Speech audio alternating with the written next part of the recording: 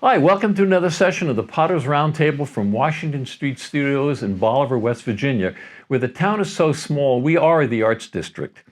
I'm Phil Berneburg, and today's topic is firing the soda kiln at Washington Street Studios.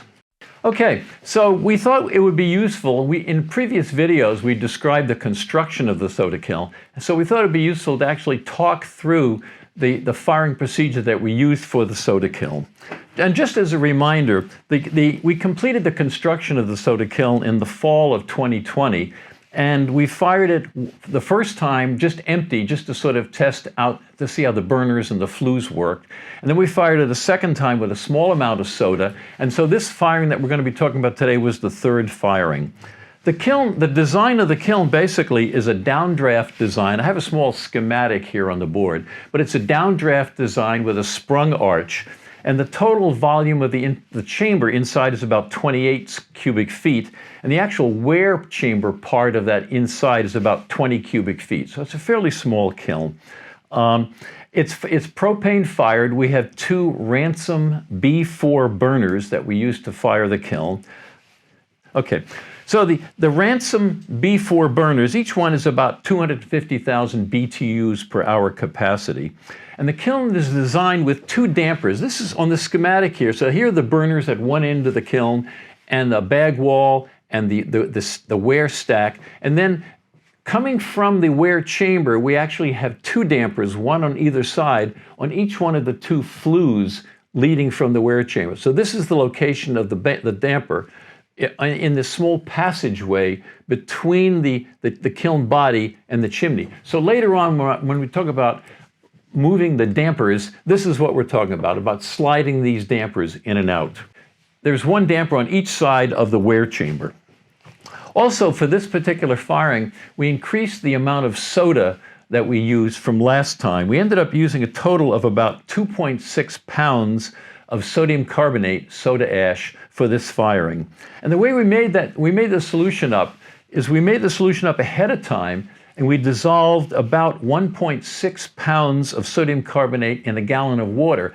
And the nice feature about that concentration is that it won't crystallize out. If you keep it at normal room temperatures, you can store it for months and make up a large supply, and you don't have to worry about it crystallizing out and changing. So we had made up a large supply of this previously. It still is a fairly concentrated solution, but not saturated enough where it starts forming crystals and lumps and things. So it's nice, you can just store it. And there are for injecting the soda, there are two soda ports directly above the burners. This is one of the soda ports where the soda is injected. So the goals of this particular firing, we had several different goals for it. First of all, in general, when firing this kiln, we want to get the shortest possible firing, but with good reduction, good overall soda distribution, and even temperatures. So we're trying to find a compromise between not wasting a lot of time doing unnecessary heating or doing something where we don't need to have the kiln just running, and still getting, the best results we can. We're also trying to use sort of a moderate amount of soda so that we get good flashing on the bare clay, but not so much that we actually produce a whole lot of the sort of greenish gray glaze from excessive amounts of soda. We were also, in this firing, we were testing the effect of added insulation on the top of the arch. Previously, we had on top of the arch, which consisted of a single layer of arch bricks, we had 2 inches of Fiberfrax insulating blanket. And subsequent to the previous firing, we added another 2 inches. So we have a total of now 4 inches of insulating blanket on top of the arch. And we wanted to see if that had any significant effect on the temperature distribution that we got within the kiln. And as I mentioned also, this firing, we used about double the amount of soda that we had in the previous firing. So we were also looking to evaluate the effect of that. Okay, well, the way we have the kiln set up, we have 3 100-gallon propane tanks that are manifolded together to provide the propane supply. And the idea of that is the fact that we wanted to be able to get at least 2 firings out of a filling of the tanks, even in the coldest of weather. So we figured that's enough that we shouldn't have any problem with that issue. When we set up the tank, we have a line pressure of about 10 to 12 psi. That's the pressure in the line coming from the tanks to the secondary regulators and to the kiln. And we've been operating the kiln on 5 psi, the burners on 5 psi. We have secondary regulators close to the kiln where we can do the final adjustment of the gas pressure. So we've been operating the burners on 5 psi. So for this particular firing, we also wanted to see if there was any advantage in preheating the chimney, if that helped a little bit in terms of shortening the firing or acquiring a good draft early on. So we started, in this particular case, we started the firing at about 7:50 in the morning, and we put a small raku burner into a clean-out port that we had at the bottom of the chimney. That was about 7:50 in the morning. Okay, so it was about 8 o'clock when we actually lit the burners, the 2 burners, and the dampers were set at 2 inches. So what we were trying to do at this point early in the firing was basically get as rapid a heat up as we could. I don't subscribe to the idea that you have to take it slowly. In this case, all the pots had been glazed previously and they were dry, so we weren't worried about that. And we didn't have any pots that we were refiring, so we weren't worried about possible cristobalite, expansion or changes. So I believe, basically, my experience has shown that you can heat the pots up pretty quickly and not worry about any explosions or cracking. So we turned on the burners at about 8 o'clock, and we just barely lit them. And the dampers were set at about a 2-inch opening on each damper. And then we kept, for about the next hour, we kept tweaking up the burners a little bit. And basically the way on this kiln, the way I like to operate the kiln is we adjust the burners, the valves on the burners themselves, just really by sound. When I'm talking about turning up the burners a little bit, I'll turn them up just enough where I can hear a difference in the sound of the burner, which means that I've turned up the volume a little bit and I'm getting a little more gas. So between 8 and 9 o'clock, we went up 600 degrees an hour. Okay, that's probably the fastest initial heating rate. And then, and you're probably aware also that as you go up higher in temperature, it's a principle of physics, you're going to get less and less rapid heating rates because the kiln is going to lose heat faster. So it's kind of a race you're running where the higher temperature you go, the faster the kiln is losing heat, so the faster you have to put in heat to make the temperature rise. So then from 9 o'clock, so we had the dampers open, and we found that in this particular kiln, some of these little details we worked out during the first firing, but we found that 2 inches was a kind of a good balance for the dampers. You don't want them open too wide because then actually you're actually wasting heat. We're trying to retain as much heat as we can in the kiln and still not, at this point, we don't want to go into reduction. So we're trying to get good oxidizing conditions, good efficient burning of the gas, and yet not so much, not have the dampers open so wide that we're losing excessive heat up the chimney. So during the first run of the kiln, the first firing, this is where we figured out that 2 inches was kind of a good setting for our kiln to sort of balance those two properties. So then from 9 o'clock to about 9:30, again, we would turn up the burners periodically. We're checking the temperature. There's a pyrometer. This view that we have over here is looking sort of at the right side of the kiln. When I say the right and the left, I'm always talking sort of from the burner end, as if we're standing at the burner end. So in about the middle of the chamber, right about here, we have a pyrometer that sticks into the chamber, and that's where we're checking our temperatures. So between 9 o'clock and 9:30, we were still turning up the burners a little bit. In this case, we were still going up about 500 degrees an hour. So by 9:30, we were basically at 900 degrees. And again, we're watching the temperature rise. At 10 o'clock, we turned up the burners a little bit more. And at this point, when we were at 10, a little after 10, quarter after 10, we were about 1,200 degrees. And so we had gone up now about 400 degrees an hour. So we're slowing down a little bit. We started off with 600, then we went to 500. Now we're going down to about 400 degrees an hour. And this is just kind of a natural characteristic of the kiln. The bricks are starting to absorb more heat, and you can only force the heating so much. And you don't want to overforce it. So we're trying to sort of go the maximum rate we can and still have good heating. So then between 10 and about 11, we were still watching the heat rise. We're looking for a steady heat rise. Now we had gone down to about 300 degrees an hour temperature rise. So at 11 o'clock, we were just about at about 1,400 degrees. So we had started it at 8 o'clock, and now at 11 o'clock, 3 hours later, we were at 1,400 degrees. And we noticed at this point, one of the things I'm also looking for is, again, we're not ready to go into reduction. So we pulled out some of the bricks on the door of the kiln, where we had we had set up so that you could observe the cones in the kiln. And one way to see what the atmosphere in the kiln is to look for the accumulation of soot on the ends of the bricks.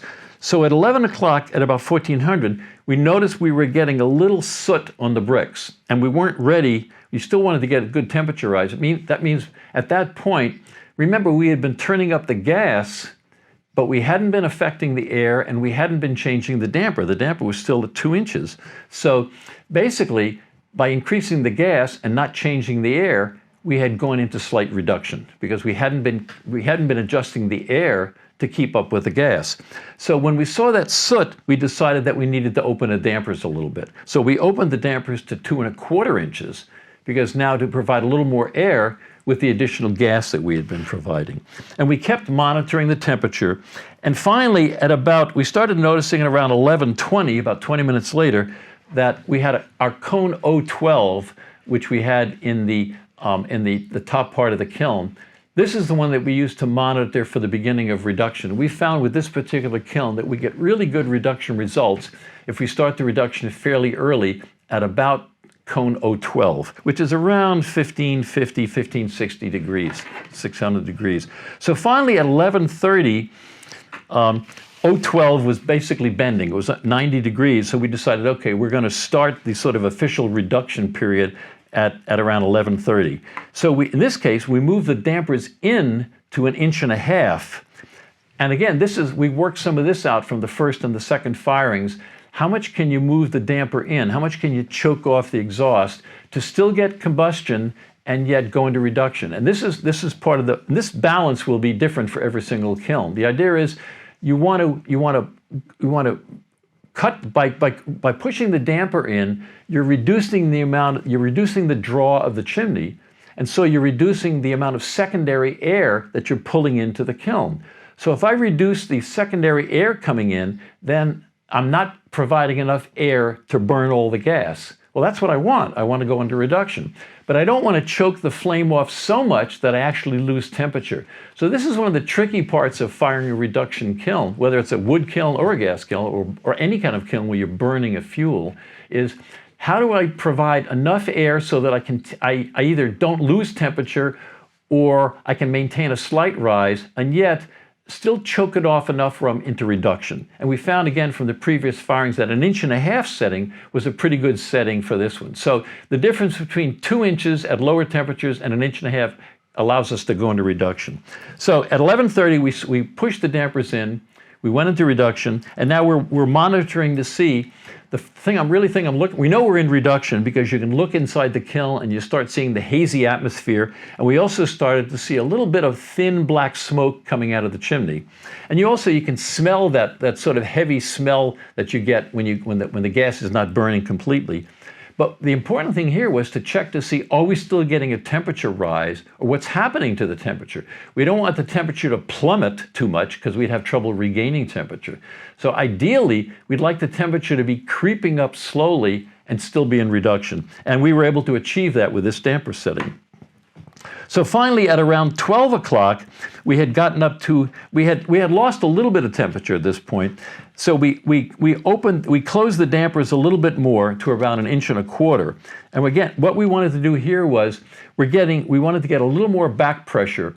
What we would do is we would pull out, we had 3 bricks in the door, 2 bricks to observe cones, and one brick or one port for draw rings.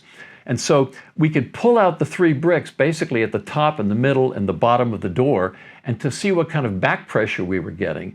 And we wanted to make sure that we were getting enough back pressure of the flame coming out of the peepholes to again indicate that we had good reduction. And you create the back pressure because if you think about it, you're blowing gas into the kiln and you're drawing air into the kiln, and you're not providing enough of a place for it to exit. So it has to go somewhere. And so if I'm in heavy reduction, I don't have enough air, but I'm pushing a lot of gas in. Anytime I create an opening in the kiln, it'll come out. And so that's what we were looking for. We're looking to see, did we have enough good back pressure? So by cutting the dampers down even further now to 1.25 inches, we were able to get good back pressure out of all 3 ports, and we also got a little more black smoke out of the chimney. So this meant we were in good reduction. So we stayed here for a while. Now at this point, we are losing a little bit of temperature, not a lot. After about after about 12:30, almost at the end of reduction, we had lost about 40 degrees, 30 or 40 degrees, which is not bad at all. That's easy to regain. And so finally, at around 12:30, we had been in reduction for about an hour. We decided that okay, we're going to ease out of reduction instead of just going directly from reduction and opening the dampers back the way we were before to go back to temperature rise. We were going to sort of ease out of reduction. So it's 12:30. We moved the dampers back to 1.5 inches. Remember, we had gone as low as 1.25 inches. We moved them back out to 1.5 inches, which is where we were sort of at the start of reduction. And we're starting, and again, now we're going to monitor the temperature. We're going to try to get some temperature rise and gradually come out of reduction. And then at 12:45, we were up to about 1,572 degrees. We opened the dampers a little bit more. We were back to 1.75 inches. And so finally, and then at 1 o'clock, we moved the dampers back to 2 inches. And so that was the official end of reduction. So we really had, from 11:30 to 12:30, we had sort of heavy reduction. And then from 12:30 to 1, we were sort of coming back out of reduction over a period of time. So we were back to 2 inches. And 2 inches is still, with this amount of gas we have going in, we're still basically in reduction, but light enough where we can get some temperature rise. So this is where we're back to this balancing act of trying to get temperature rise and still maintain reduction, because we don't want to lose all the reduction that we accomplished, the reduction of the glazes and the clay, and go into oxidation at this point. So now we're monitoring the temperature rise again, checking for reduction. So between 1 o'clock in the afternoon and 2 o'clock, by 2 o'clock we had reached about 1,800. And at this point now, we're only going up about 200 degrees an hour between 1 o'clock and 2 o'clock. We're up to about 1,800. 3 o'clock to 4 o'clock, in that period, we opened the dampers even further a little bit, up to about 2.5 now. And at this point, we were going up to about 125 degrees an hour. So you notice these blocks of time, we've been steadily sort of slowing down the temperature rise, but still maintaining a good temperature rise. By 4 o'clock, we were up to about almost 2,050 degrees. And shortly after that, we noticed that one of our cone packs that we have in the kiln, for observing the temperature, we use cone 7, cone 9, and cone 10. Cone 7 gives us kind of an early warning that we're getting to the temperature range where we have to pay a little more attention and we can't go off and drink beer while we're supposedly watching the kiln. So it gives us a little early warning that we have to pay attention. And then we have 9 and 10 to sort of more closely watch what's happening. So about 4 o'clock in the afternoon, we reached about 2,060 degrees at the bottom of the kiln, and we noticed that one of the cone 7s was starting. So we're getting close, we're approaching sort of critical temperatures. One of the cone 7s at the bottom of the kiln had gone down, and this is when we were going to start spraying in the soda for this particular spring. And I think I mentioned earlier on the concentration, the amount of soda that we were using. So now we pulled, at the end of the last spring, we pulled the dampers open even further. Now we're out to about 3 inches to try to get the final temperature rise. Finally, at about 8 o'clock at night, we were up to about 2,280 degrees, 2,270 degrees. Both of the cone 7s were down, and one of the cone 10s was down, and we decided to stop the firing at that point, because one of the things we also wanted to see was, soda has a natural fluxing effect, of course, on the clay and the glazes, and we wanted to see, even though we know we hadn't gotten perfect temperature distribution, was that sufficient, at least, with the additional fluxing we get from the soda, to mature all the glazes and to give us sufficient flashing. So we ended the kiln at 8:30. We ended the firing. We had ended up at about 2,290 degrees. So we hadn't gotten to cone 10 everywhere, but we thought that was probably adequate. So the results of the firing basically overall were it was a very good firing overall. The bottom was still hotter than the top, and what this suggests is that we're going to have to make further adjustments to the bag wall. This is one of the features we've been doing since the beginning. We've been modifying the arrangement of the bag wall to make sure that we get enough flame up in the top of the kiln. What we found out is with this particular kiln is early on in the firing, the flame tends to be easily deflected to the top of the kiln. But then later on in the firing, as the blast from the burners becomes more intense, it tends to not shoot up as high in the kiln and go and just kind of skip over the top of the bag wall and head for the exit. So the bottom of the kiln in temperature catches up and surpasses the top of the kiln. So this is something we're going to have to work on, but that's easily done, I think, pretty much with the bag wall. We got really excellent soda reduction.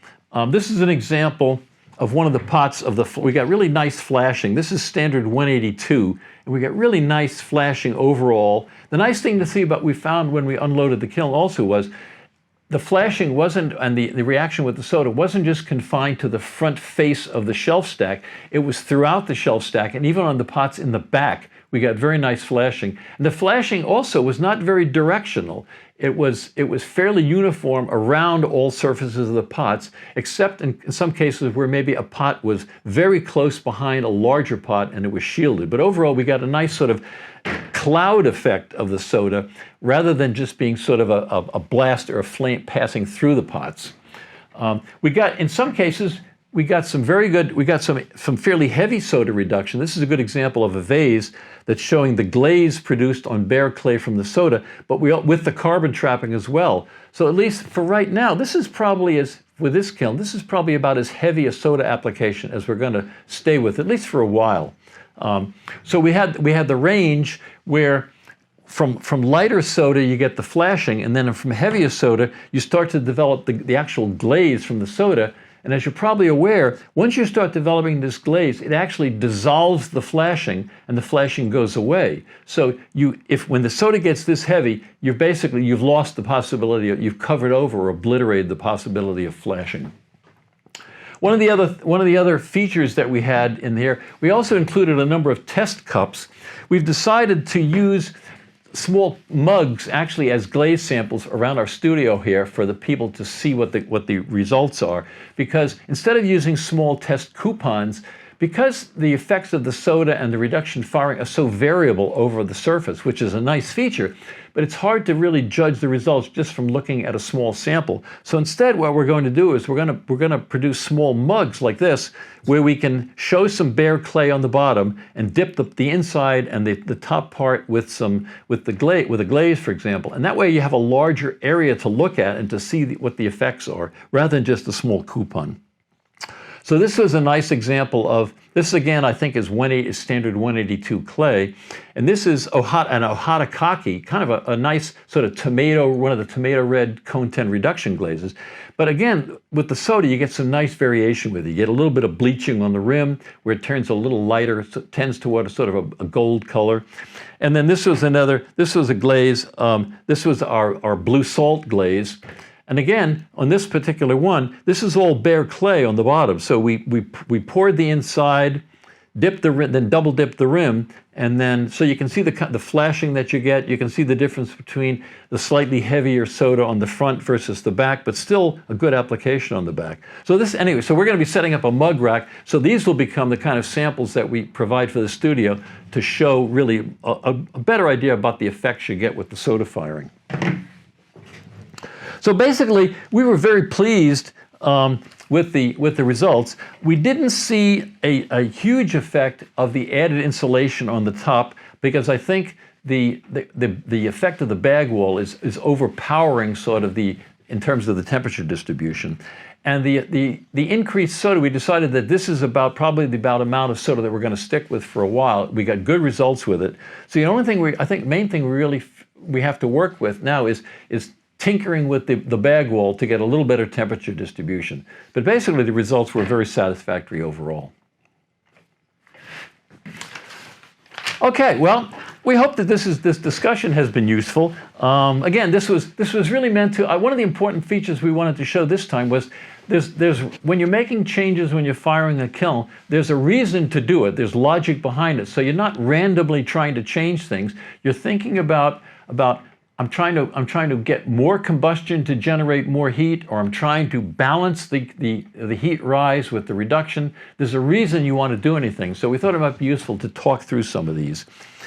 If you'd like to hear this again, you can listen to our podcast version. Just search for the Potter's Roundtable on your favorite podcast platform.